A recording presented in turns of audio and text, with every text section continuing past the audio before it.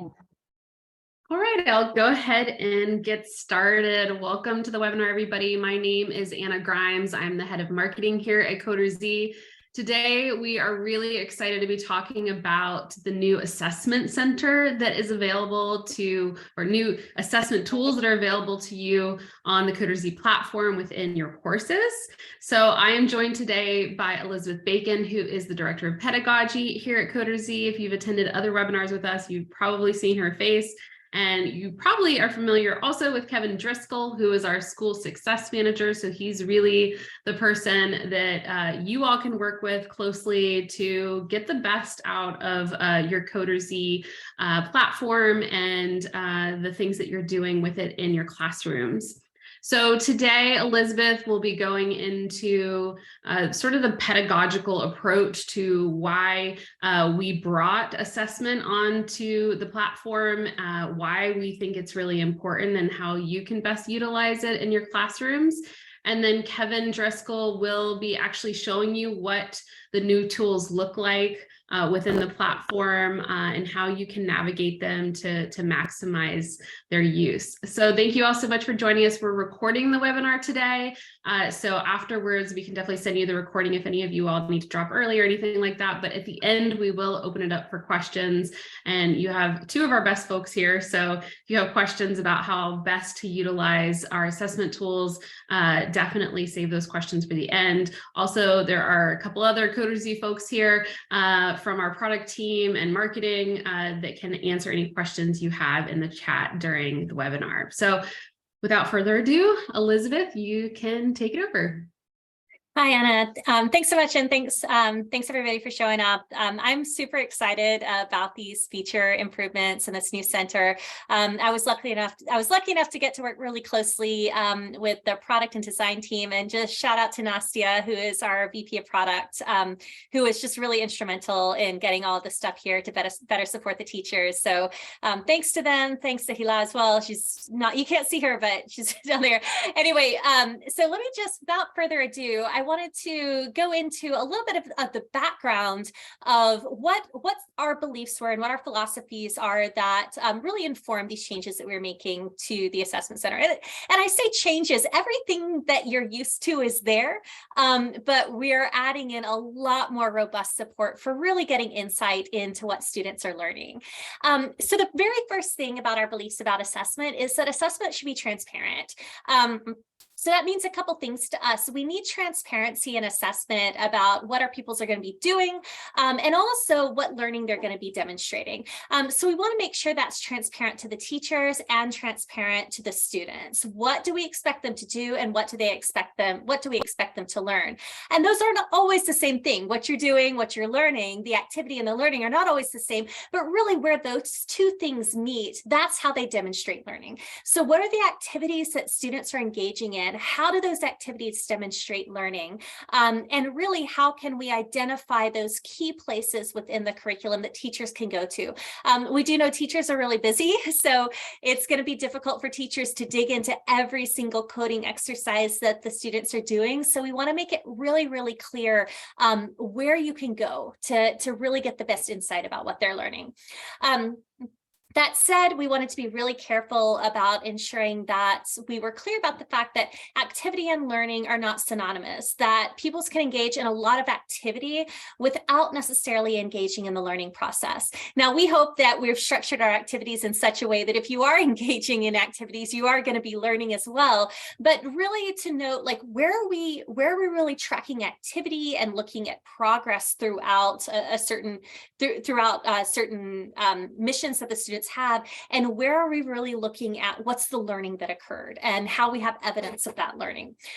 So as we know, students do need to engage in activities in order to learn. So we have a lot of activities that promote learning. So that said, so when we're saying like engaging in activity, we're not saying that's not as important as the learning, because that's how we learn.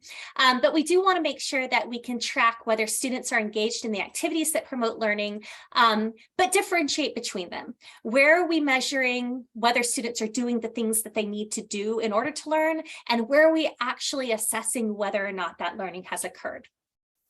So when we think about that as a philosophy, now we've got to think about how we are supporting teachers through those processes. So there are three really main things that we wanted to make sure that we were supporting teachers in. One is tracking that progress in real time. So as students are going through the missions, we want to make sure that teachers can see how far have students really progressed through the series of missions. You know, if we have one student who's on mission 7, one student who's on mission 2, that can really inform a teacher where they want to intervene and what types of interventions and supports they want to have. It can also help with classroom management. If you have a couple students who are on mission 1 after 30 minutes, maybe those students are not on track. Maybe those students are not engaged in the activities they should be engaged in. So really ensuring that we can support teachers in managing all of that activity in the classroom. So we know that both students are doing the things that they need to do in order to get the most learning out of it, but also so that teachers are supported in understanding where their teacher expertise can best be leveraged within that group of students. And I think that historically we've done a really good job of that with our heat map that I'm going to check on in a minute. And I know Kevin's going to give a deep dive into. I think that we've given a lot of teachers a lot of insight into that, how long students have been on a mission, where they are, whether they successfully completed it, how many items that they collected. But one thing that I really think that you're going to love about these new features is we're also giving a lot of platform insight right now into the learning that's in progress. And that means specifically saying, here's what we're expecting our students to learn. Here's where you can check whether or not that learning has occurred. And then in doing so, where might you want to make some adjustments to supporting them in those skills and understanding acquisition. So that means being able to, at the end of the day, take a look at the specific missions that we're using as assessment, look at the student code, use teacher guidance to say, you know, I don't know that they've quite gotten out, maybe not quite gotten what we wanted them to get out of the activity. Also, we have some reflection questions that we'd love for teachers to be able to use for assessment. So those are ways that we're really thinking about tracking learning as it's in progress at that granular level. And then, of course, at the end of the course, now we don't have really a view on grades per se, because we know that every teacher in every school has their own grading policy. But we do want to give teachers an opportunity to have a holistic view of learning over time. So when you're doing that summative assessment, or when you're doing progress reports or doing end of term grading, you can really look at holistically what evidence of learning have we seen over the course of the semester, over the course of this term, and really give you the power to adjust that according to your discretion. So let me show you a little bit of how we're supporting that right now. So if you are, here we are. This should look pretty familiar to you if you have used our system before. This is our heat map. And this is where I think we've done such an amazing job of allowing teachers to really track exactly what students are doing. So we can see Natasha has completed all of these missions. Loki's been a little touch and go. Clint, it looks like, has been all over the place, maybe starting some, not completing one. Let's take a look at it. Let's take a look at Clint's code. Well, taking a look at this, and we can go in and, sorry, let me look at that one more time. So we can go in and see, okay, Clint tried it twice, been at it for 2 minutes. Most of the class is taking 1.5 minutes. So this is the sort of like tracking progress that we're looking at. Now, if we want to look in our old system, historically, if we want to look at our learning objectives, we really need to dig into this lesson plan. So we can see that, for example, our loops lesson, we have 2 learning objectives. We want to explain the benefits of loops and programs. That's not really a coding objective. That's more of sort of a metacognition or general software development question.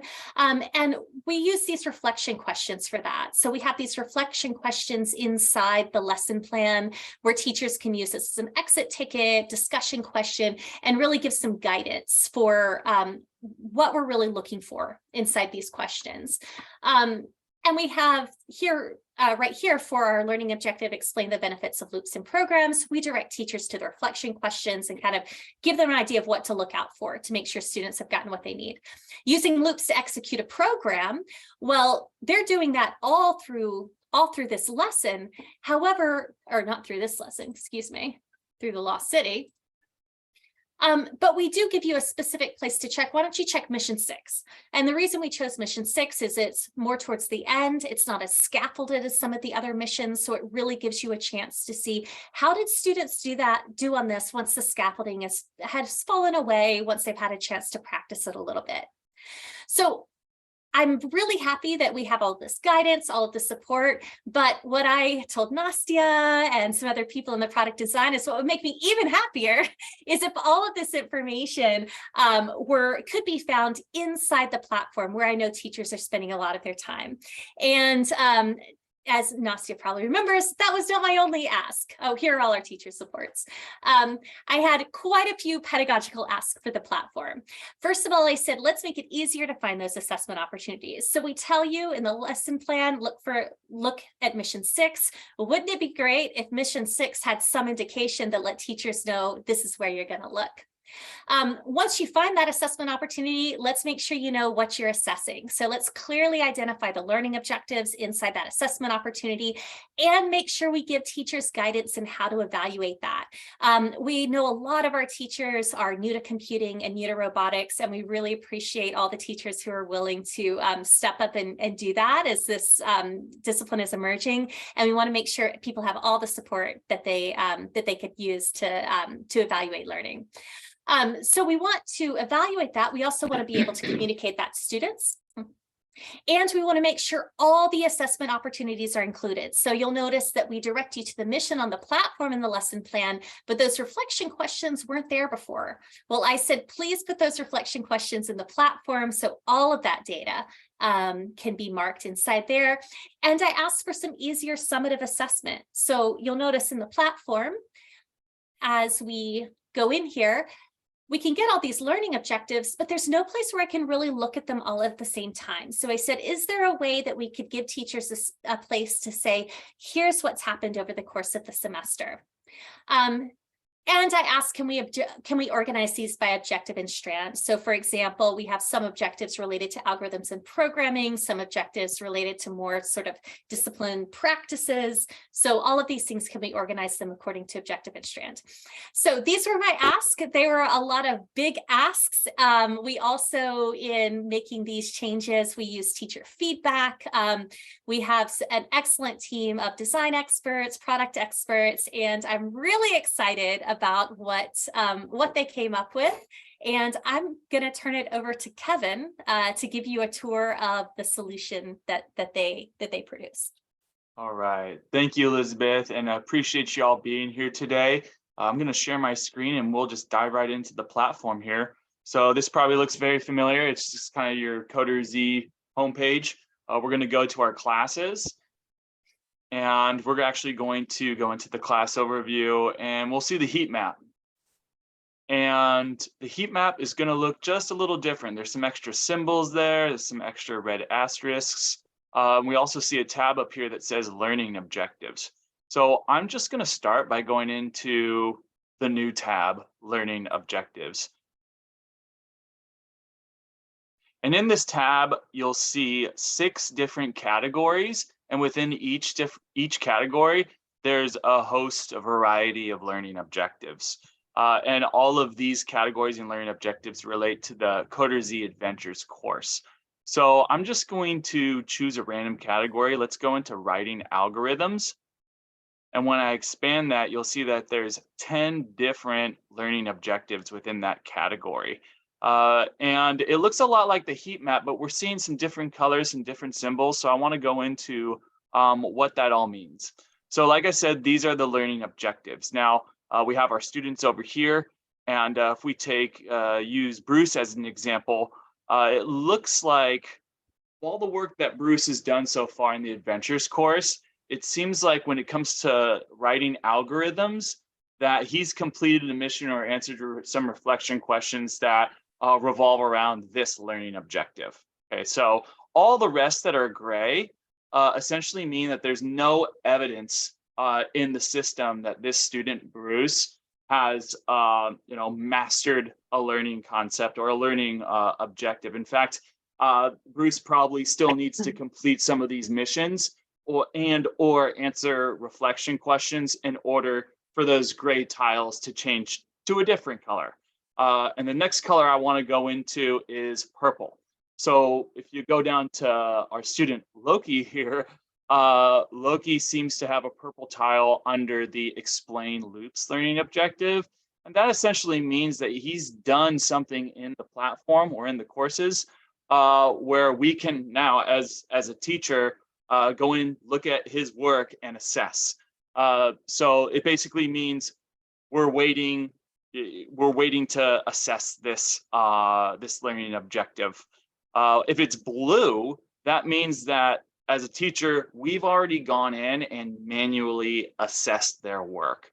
So you might be wondering, okay, well, talking a lot about manually assessing, like what does that look like? I'll give you an example. So let's start with Loki and the explain loops learning objective. So when I click on this pop-up shows me a lot of different details about that learning objective. Actually, it gives me kind of a deeper definition of what that learning objective is. And then we also see the opportunities within the course where we can, like what missions or reflection questions we can assess them on. So it looks like we need to go into the Lost City lesson and look at the reflection questions and check out what kind of answers Loki gave us in terms of, you know, his understanding of explaining loops. If you look on the right side, and but before I leave the screen, if you look on the right side here, you'll notice that it says evidence detected. So that's just another indication, as well as this pop-up in the top right corner here. That's an indication that we need to assess. So let's go ahead and assess. So I'm going to X out. I'm going to remember that we're going into the Lost City and the reflection question. So I'm going to go back into my heat map. And even my heat map is going to look a little different. So we see some magnifying glasses over some of these tiles. That means that we need to go in there and assess. So I'm going to go to Loki. It looks like I'm already in lesson 3. So Lost City. Okay, so I'm at Loki. I'm going to scroll over to the reflection questions. And this is where I'm going to assess whether or not they've really mastered that learning objective. So when I click on that, you'll notice that there's 2 questions, 2 reflection questions. There's one right here. What are 2 ways that loops are useful in programming? And then the second question is, what are 3 tips for someone who wants to use loops in their program? All right. So on the right side, we notice that we have a little box where we can click 4 different buttons, and each button represents a different capacity of learning that was achieved. And we're gonna read their answer and basically give them, quote unquote, a grade. We're gonna kind of assess and see, like, do they really understand loops the way that we want them to? So as you can see here, no buttons have been clicked yet. And so now it's just time for me to read their answer and, give them, see if they have extensive evidence, sufficient evidence, limited evidence, or no evidence of that learning objective. Now, I want to draw our attention to this assessment guidance feature here. This is going to help you get a better understanding of like how to interpret their answer. So it says here, ensure students have noted that loops make code both shorter and easier to read. Okay, so now as a teacher, I can read their answer over here and be able to make a pretty good guess on, or not guess, but gauge really well if they've really mastered this learning objective based on their answer. There's no evidence of it. There needs to be a little bit more work, or if it's limited or sufficient. So let's take a look at the question again. Question 1, what are 2 ways that loops are useful in programming? The student said, because you have to use them today and you can repeat things. Okay, I'm going to just break down this sentence here and kind of see what I want to give them on this one. So because you have to use them today, that's not really an answer to the question. That's just the student saying, I'm doing this right now. So I can't really base my assessment off that first part of the sentence. The second part of the sentence, I can though. It says, and you can repeat things. So in short, I don't feel like this student has really answered the question in a way that would prove that they really understand what's going on with the loops. So based off the assessment guidance here and what I've read and what I know, I think it's pretty safe to say that this student doesn't have extensive evidence or even sufficient evidence. I'm kind of hovering around the limited evidence option. I don't know if it would be fair to give this student a no evidence rating, because they did write something in there and there is something to be said about that second sentence. So I feel like that this student has, limited mastery, I guess, of this learning concept or learning objective. So I just click that. And then I'm going to scroll down. I'll click the submit in a moment, but I want to scroll down here and read the next question and answer. So what are 3 tips for someone who wants to use loops in their program? Again, I check out the assessment guidance. I go, okay, what do I want out of this answer? I'm sure students have noted that loops make code both shorter and easier to read. Okay, let's read the answer. So we're looking for 3 tips. It looks like the first tip is use the repeat block. And then the second tip is put stuff in it. And then the third step is put in the number of repeats. I have a feeling that the student definitely needs a little bit more work on this answer.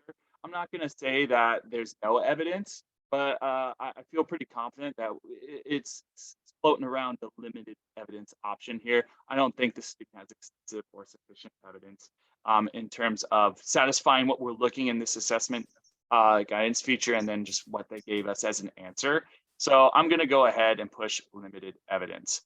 Okay, so I'm going to go ahead and submit. And when I submit, changes will be made on the learning objectives map. And when I go back to that same tile in the learning objectives map under Loki, and I got to open up writing algorithms. Okay, notice that the tile actually changed. It was purple before, which meant that we needed to manually assess. Now that we've manually assessed, it's turned blue. And you'll notice that there's a dial. Okay, so there's going to be 4 kinds of blue tiles, and the dial or that symbol is going to represent how much evidence they've given that shows the teacher that they understand that learning objective. So if I click on that tile, you'll notice that some things have changed. Instead of it saying that there's evidence that the student has, done some work towards this learning objective, now we've actually assessed it and have determined that the student has shown us limited evidence of truly understanding or achieving this learning objective. Now, this isn't the end of your assessing.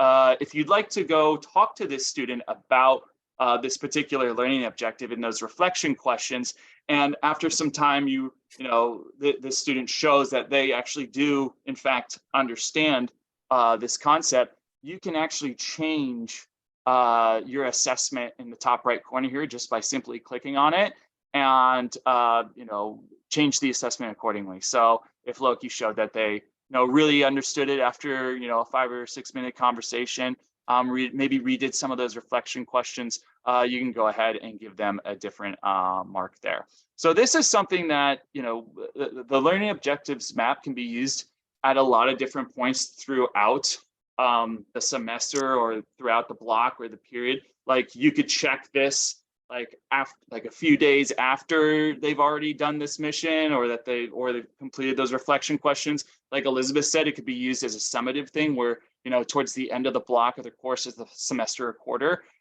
you can take a look at this and actually go into each one of those tiles and see how those students did on those different learning objectives.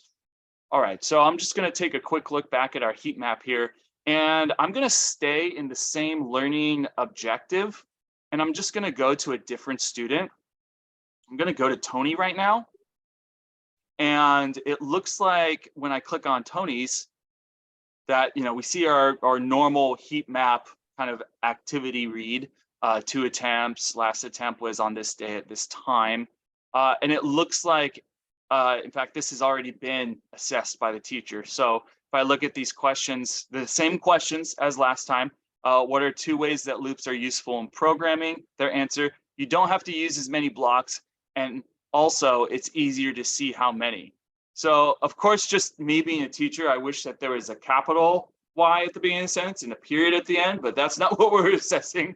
We're really just kind of looking at this assessment guidance and saying, okay, like, does this answer give us, a good understanding of whether or not the student has really mastered that learning objective? And in my opinion, in this situation, yes, I think there's extensive evidence. So I'm going to click. I already clicked extensive evidence.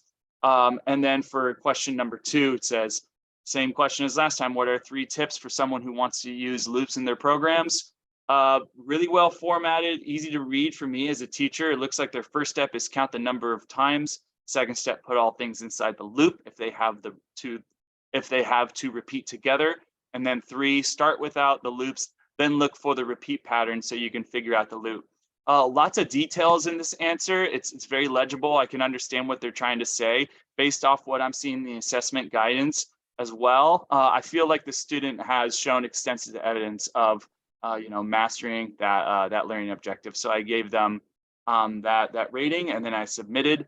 And if we go back to our learning objectives tab, you'll notice that when I go down to Tony's tile down here, the symbol is actually different. The dial is all the way over to the right, and that represents extensive evidence. And when you click on that tile, you'll see that as well. So that's just a kind of a basic, simple explanation of how the learning objectives map relates to the heat map. And there's obviously a lot of different opportunities within this course to assess all kinds of learning objectives. So, in my opinion, I think it's a really great tool. I second, what Elizabeth was saying. I think our product and development team did a fantastic job here. And I think it's going to be really helpful for us teachers to have kind of this extra feature to give us a deeper understanding of, not only what the students are actually doing, but what are they learning and how are those connected? So, team, is there anything else that we'd like to share about this or add? Okie dokie. Well, thank you so much, everybody. I will pass the torch to Anna. Yeah, I think at this point, we'd love to open it up for questions. If anybody has any questions on our approach around assessment or the tool itself.